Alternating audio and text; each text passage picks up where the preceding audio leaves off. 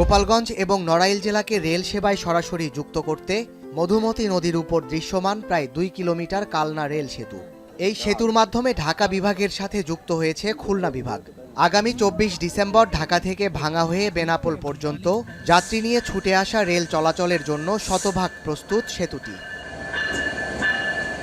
কালনা সেতু ছাড়াও trial run সফল হওয়ায় এখন যাত্রী নিয়ে ট্রেন চলাচলের জন্য উদ্বোধনের অপেক্ষায় 172 কিলোমিটার লাইনটি চালু হলে ঢাকা থেকে নড়াইল যশোর হয়ে বেনাপোল স্থলবন্দর এবং খুলনা যাতায়াতের জন্য সরাসরি রেল সেবা পাবে এই জনপদের কোটি মানুষ। এই অঞ্চলের সাধারণ মানুষ, এই অঞ্চলের ব্যবসায়ীরা, অর্থনীতির চাকা বৈপ্লবিক পরিবর্তন আসবে। ট্রেন লাইন চালু হওয়ার প্রেক্ষিতে আমরা খুব কম খরচে এটা আমরা পণ্যগুলো পেয়ে যাব। ভোরবেলা উঠে আমরা ঢাকায় যাব, মালামাল কিনে আবার 2-3 ঘন্টার ভিতরে ফিরে চলে আসব। আমাদের অনেক সাশ্রয় হবে, আমরা অনেক লাভবান হব। চীনের ঠিকাদারি প্রতিষ্ঠান চায়না রেলওয়ে গ্রুপ লিমিটেডের তত্ত্বাবধানে নির্মিত এই প্রকল্পে স্টেশন আছে 20টি, যার মধ্যে 14টি নতুন নির্মাণ করা হয়েছে। দীর্ঘ এই রেলপথে জংশন হবে ভাঙা, কাশিয়ানী ও যশোরের পদ্মবিলায়। সব ঠিক থাকলে আগামী 24 ডিসেম্বর আনুষ্ঠানিকভাবে এ পথ দিয়ে ছুটবে রেল। আর রেল চলাচল ঘিরে উচ্ছ্বাসের কমতি নেই স্থানীয়দের।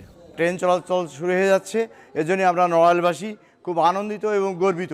খুব অল্প সময়ে নড়াইল থেকে ঢাকা আর নড়াইল থেকে খুলনা, বেনাপোল সহ ভারত সহ বিভিন্ন জায়গায় যাতায়াত করা যাবে। কৃষকরা কৃষিজাত দ্রব্য তারা সহজেই ঢাকা সহ অন্যান্য জেলায় এগুলো নিয়ে যেতে পারবে এবং ব্যবসারও ব্যাপক সম্প্রসারণ হবে।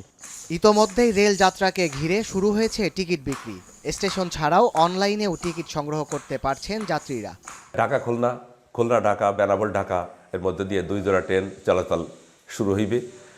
স্টেশনের কর্তৃপক্ষ, রেল কর্তৃপক্ষ ইতিমধ্যে গাড়ি চলাচলের সকল প্রস্তুতি সম্পন্ন করেছেন। রেলপথটি চালু হলে নড়াইল সহ দক্ষিণের বাণিজ্যে আসবে নতুন গতি।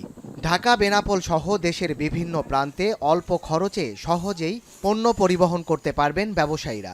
ঢাকা থেকে বেসিক্যালি এখন এখানে আসতে মোটামুটি 2 ঘন্টা 2.5 ঘন্টা সময় লাগে। রেল সেবা হলে আমার বিশ্বাস আরও দ্রুত চলে আসা যাবে।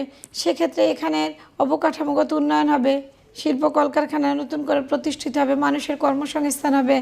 দেশের বৃহৎ স্থলবন্দর বেনাপোল, বাণিজ্যিক শহর নোয়াপাড়া ও শিল্পাঞ্চল খুলনা সহ দেশের দক্ষিণ পশ্চিমাঞ্চলের মানুষের যোগাযোগে এমনকি ভারতের পশ্চিম বাংলায় যাতায়াতে গুরুত্বপূর্ণ ভূমিকা পালন করবে রেলপথটি। এখন নড়াইল।